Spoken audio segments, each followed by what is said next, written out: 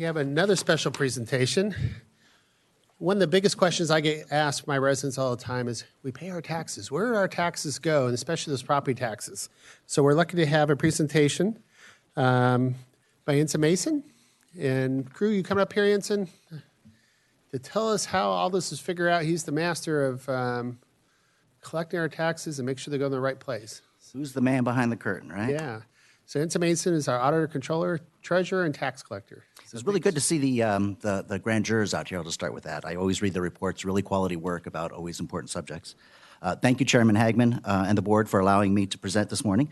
I especially want to thank you, Vice Chair Gonzalez, Supervisor Rutherford, and Supervisor Chairman Hagman for coming to visit us last month in our home turf and taking the tour of all 9 of our divisions, see how we operate as part of our 10-year anniversary as a department. I was elected in 2018 on a theme of accountability through communication. By that, I mean the people really need to know and understand what we are doing with their money. Only then can they hold us accountable as their elected officials. That's why it's important for me to address and be accountable to you as you are the elected representatives of the people in county government. Some of the ways I've been communicating over the past 13 months include social media, our improved website, public speaking to community groups, press releases, annual report, our 10-year report, and my presence here to you. I'm very proud of our executive management team, which I was hoping was going to be on the screen by now. There we go. They are experienced, dedicated, and very smart, and they love to innovate. 9 divisions you see here all come together over the past decade to function as one synergetic team for the benefit of the entire county. Our biggest website improvement is what I'm here to show you today. It's a property tax and GIS mapping tool called Where Do Your Property Taxes Go? To answer that eternal question, where exactly does our money go? A lot of people have been writing a check for years and they don't really understand where or what it is they're supporting.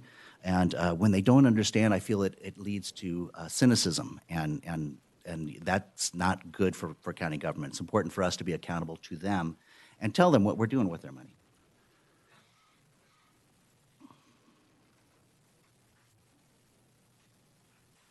Can we bring up the website?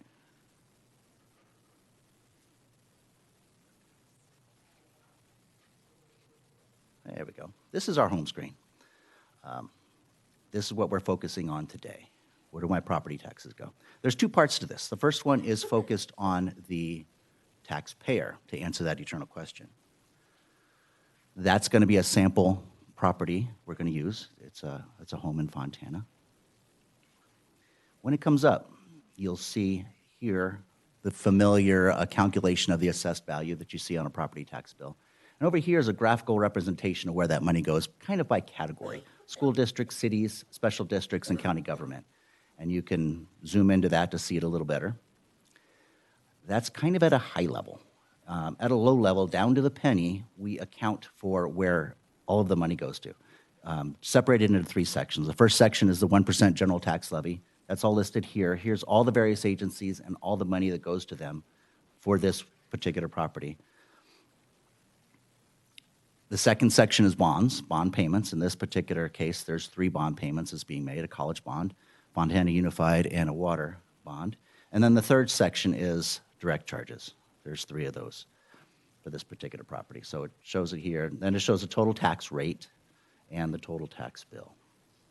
We try to stick to a familiar format, similar to the property tax bill, but with all the data of where it's going to.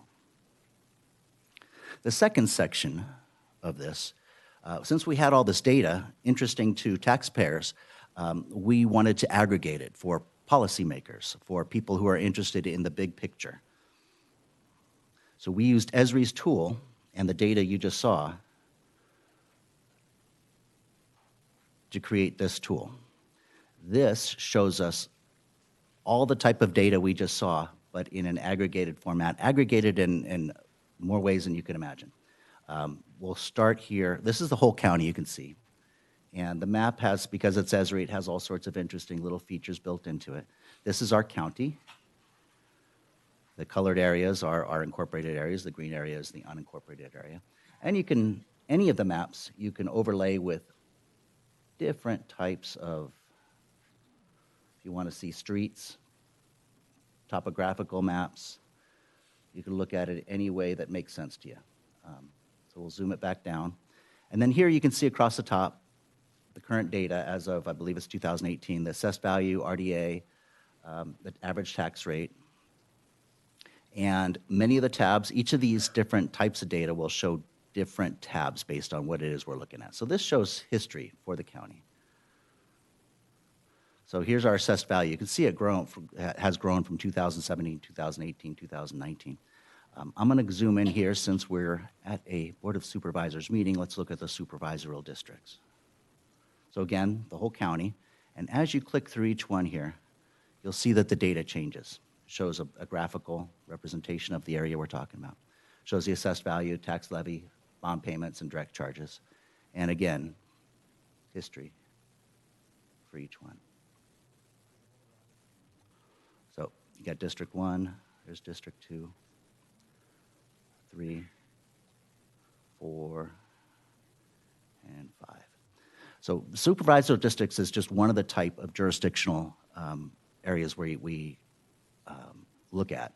Another one is by city. So for any particular city, you can see the same type of data. And the different data that's available is different based on the jurisdiction type we're looking at.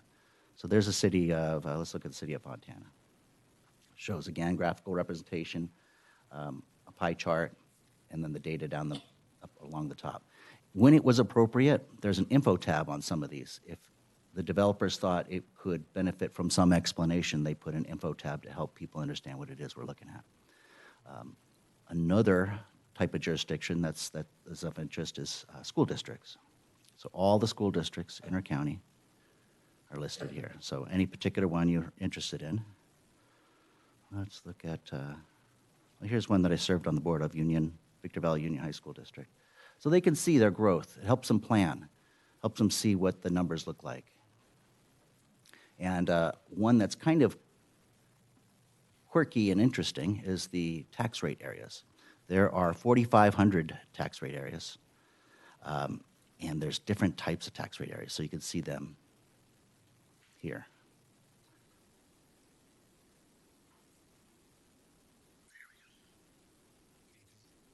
Can you go from low to high so I know where to move to?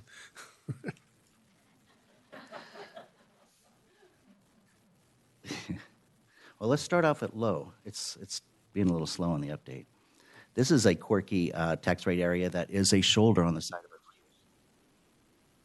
Has no assessed value, at least for property tax purposes. So I'm just bringing this up because you can see the level of detail that's in there if you're so interested in seeing what it is. And then there's a different types of tax rate area filters here that you can look at. So the idea was, if for policymakers, or for researchers, students looking for information to do papers on at the university, that's what we made this tool for. A lot of the questions this answers we used to get in our office. It's a great tool. Thank you. You've probably thought of many advantages to taxpayers and other government entities, but I want to mention a few. This improves customer service. It's available 24/7. It makes property tax data transparent. Transparency and communications were the twin pillars of my campaign, and I work hard to deliver on them. For the first time anywhere in California, all taxpayers can see and understand where their property tax dollars are spent, and San Bernardino County is leading the way. Because people can do this for themselves in the comfort of their own home, they don't have to call my office and ask my staff for help. This improves the efficiency, expands the reach of my staff to help people with more complex questions and problems. This tool helps our local governments in forecasting trends and cash flow projections. We provide funds for over 600 local entities and are always looking for ways to improve our services. By providing more information and performing more calculations, we help smaller entities, particular, to understand their cash flow and thereby help them plan for the future.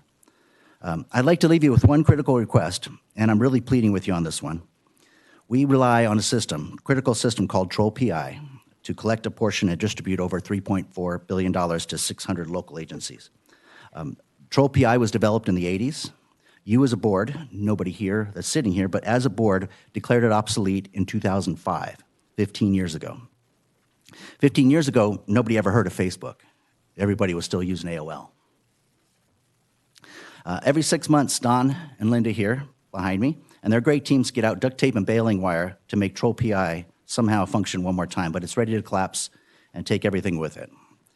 My top staff has been working on an RFP for system replacement on top of their already very heavy workload. Since last September, they need a lot of help, and they need it soon.